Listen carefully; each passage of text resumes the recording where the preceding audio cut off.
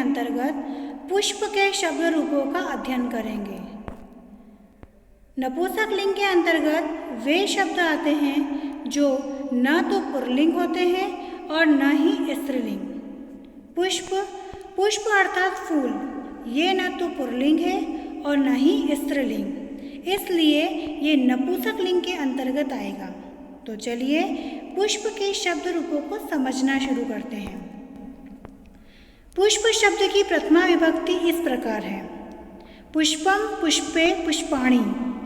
यदि कर्ता कारक के अनुसार देखें तो कर्ता कारक का चिन्ह है ने। इस प्रकार पुष्पम जो एक वचन का शब्द है, इसका अर्थ हुआ एक पुष्प ने या एक फूल ने। इसी प्रकार द्विवचन के पुष्पे का अर्थ हुआ दो पुष्पों ने, और बहुवचन के पुष्पाणि का अर्थ हुआ सभी पुष्पों ने। प्रथमा विभक्ति करने के बाद द्वितीय विभक्ति की ओर बढ़ते हैं। इसकी द्वितीय विभक्ति है पुष्पम पुष्पे पुष्पाणि। ये कर्म कारक से संबंधित है, जिसका चिन्ह है को।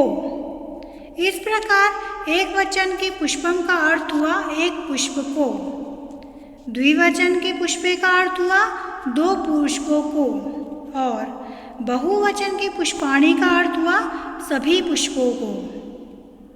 इसके बाद आती है इसकी तृतीया विभक्ति, जो कि है पुष्पेण पुष्पाभ्याम पुष्पेह। जैसा कि हम जानते हैं कि तृतीया विभक्ति करण कारक से संबंधित मानी जाती है। करण कारक का चिन्ह है के द्वारा।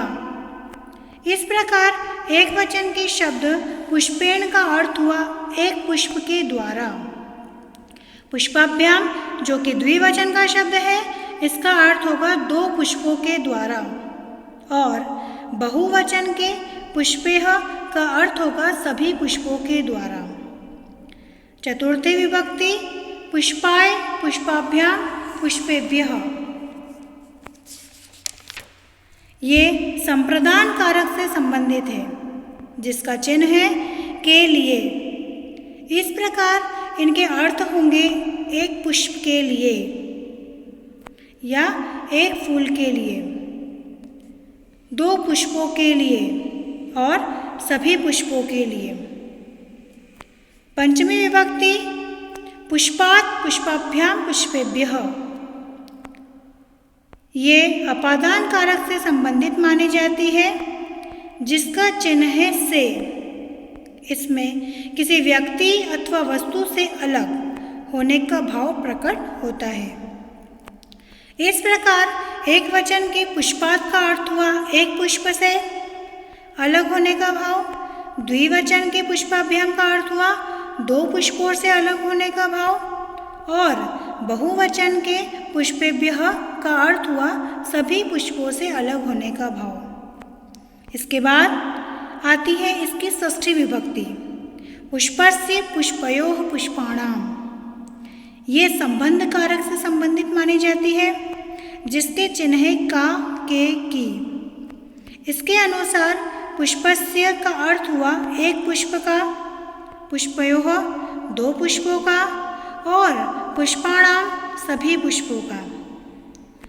षष्ठी के बाद सप्तमी विभक्ति पुष्पे पुष्पयोः पुष्पेषु। ये अधिकरण कारक से संबंधित है, जिसके चिन्ह होंगे में या पर।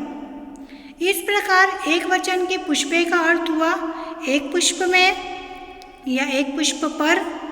इसी प्रकार द्विवचन के पुष्पयोः का अर्थ हुआ दो पुष्पों में या दो पुष्पों पर, और बहुवचन के पुष्पेषु का अर्थ हुआ सभी पुष्पों में या सभी पुष्पों पर।